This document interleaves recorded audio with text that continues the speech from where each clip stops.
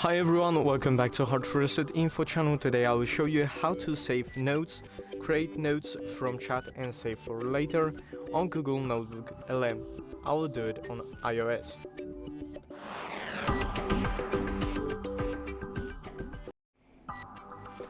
So as you guys see, I'm using an iOS that isn't fully compatible with the Google NotebookLM, but I will show you a way since there is no tap to save button like in other Android phones. So I will show you. You just go to one of your sources and click, as you see I've just posted, and all you need to do is just click this on the left side. It's to copy. On the Android devices and any other, if you have the icon tap to save, just click it and then you should be able to create now.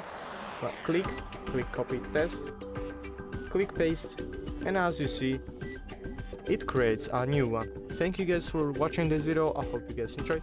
Leave a like and subscribe, and see you guys in the next one.